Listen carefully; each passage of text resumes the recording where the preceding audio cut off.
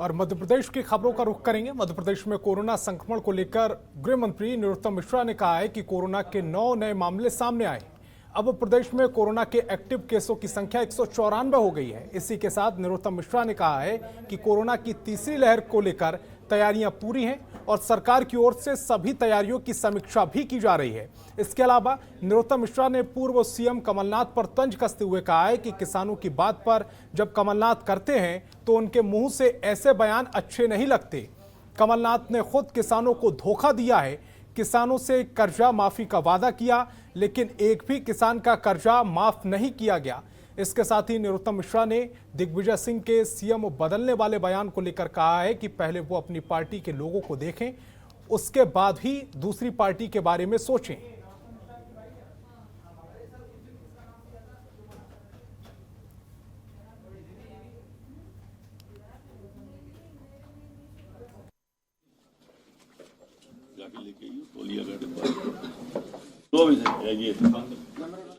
तौलिया वाला जाके लेके आइए तौलिया गार्डन।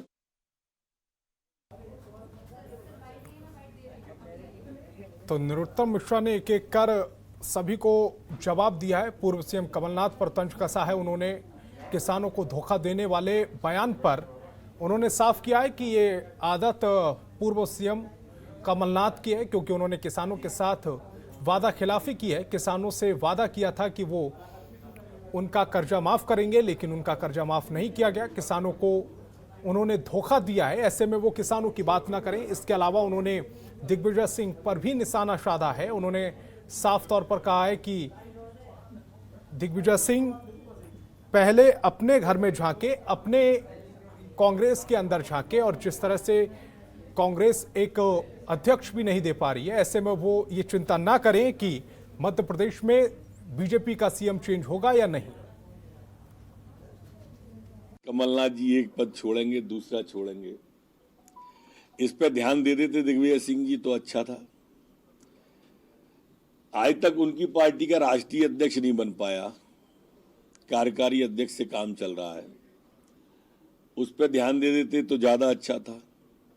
हमको लेकिन ये बात मालूम है कि ये वो किसके कहने से कह रहे हैं। जब वो जारी करेंगे सूची तो हम ये बताएंगे कि ये किसके कहने से कह रहे हैं।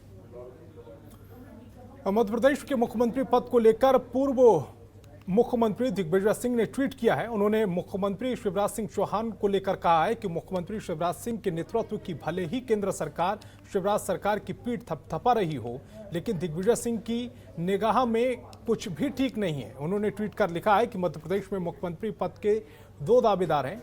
पीएम मोदी की ओर से प्रहलाद पटेल और संघ की ओर से वीडी शर्मा। अब लगता है कि मामा शिवराज का जाना तय हो गया है।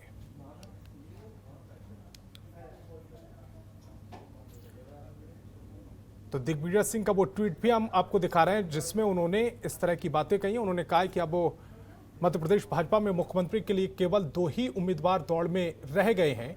उन्होंने साफ तौर पर कहा है कि प्रहलाद पटेल और वीडी शर्मा इसके उम्मीदवार हैं। अब उनका जाना तय हो गया है, यानी कि शिवराज सिंह का जाना तय हो गया है। और प्रदेश में आगामी लोकसभा और विधानसभा के उपचुनाव के चलते राजनीतिक सरगर्मियां तेज हो गई हैं। लोकसभा की 1 सीट खंडवा और 3 विधानसभा सीटों रैंगवा और जोबट और पृथ्वीपुर पर होने वाले उपचुनाव के लिए बीजेपी में टिकटों की तस्वीर स्पष्ट होने लगी है। खंडवा और रैगांव सीट बीजेपी के खाते में है, लिहाजा यहां परिवार के ही किसी सदस्य को टिकट देने पर तकरीबन सहमति बन गई है। वहीं परिवार में ही टिकट देने को लेकर कांग्रेस अब बीजेपी पर तंज कस रही है। कांग्रेस के पूर्व मंत्री सज्जन सिंह वर्मा ने कहा है कि बीजेपी अपने हिसाब से चुनाव की परिभाषा बदल रही है।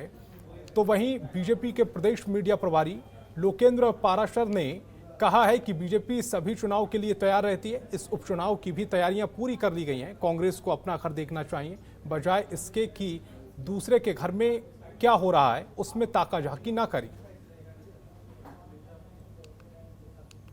पार्टी तो 24 घंटे और 7 दिन काम करती है। कोविड के संकट में अकेली भारतीय जनता पार्टी थी जो काम कर रही थी, और जो हम सामाजिक काम कर रहे हैं, निश्चित तौर पर हम राजनीतिक दल हैं तो समाज देखता है कि कौन काम कर रहा है, कौन उनके हित में खड़ा हुआ है।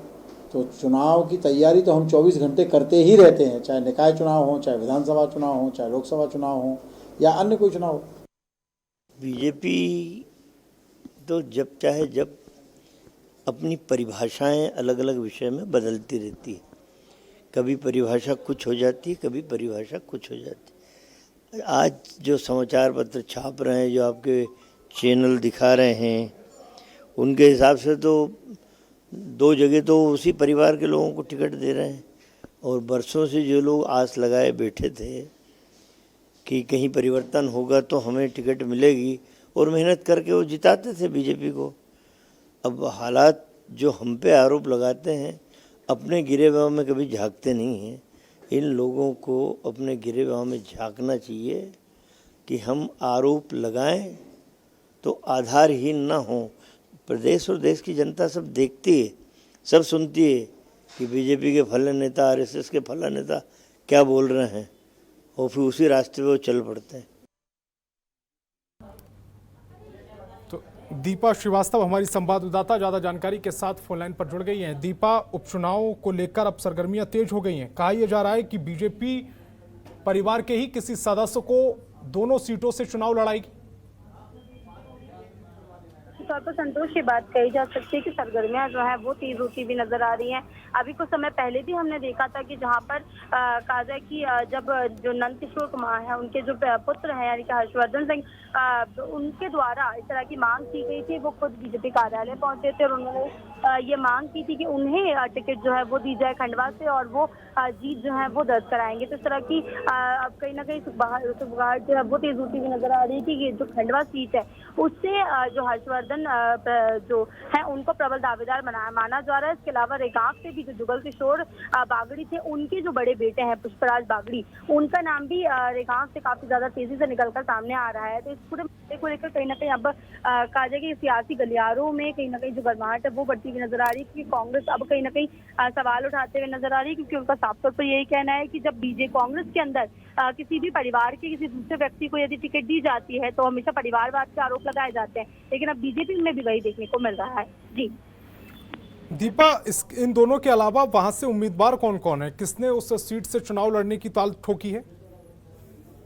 जी, अगर बात की जाए तो कांग्रेस अभी तो किसी भी प्रत्याशी का नाम घोषित नहीं किया गया है, लेकिन अगर बात की जाए तो जिस तरह से अगर बीजेपी की, तो कहीं ना कहीं नाम जो है लगभग तय माने जा रहे हैं। जिस तरह से अगर बात की जाए खंडवा की, तो जिस तरह से मैंने आपको बताया कि हर्षवर्धन जो है उनका नाम प्रबल दावेदारी उनकी देखने को मिल रही है। इसके अलावा रेगांव में अगर हम देखें तो पुष्पराज बागड़ी जो है उनका नाम देखने को मिल रहा है। जोबट में अगर हम देखें तो माधो सिंह डाबर जो है उनका मौका मिलने की आशंकाएं जताई जा रही है। लेकिन इसके अलावा पृथ्वीपुर की अगर हम बात करते हैं संतोष, तो यहाँ पर तकरीबन 4 नाम सामने आ रहे हैं, यानी कि शिशुपाल यादव है, अनीता नायक है, रोशनी यादव है और प्रमोद यादव है। ये वो नाम है जिनके ऊपर अभी भी संचय की स्थिति जो है वो विचार बनी हुई है, और अभी भी कहा जाए कि पार्टी के द्वारा ये विचार किया जा रहा है कि आखिर टिकट किसे देनी है। जी दीपा, इस तमाम जानकारी के लिए आपका बहुत बहुत शुक्रिया।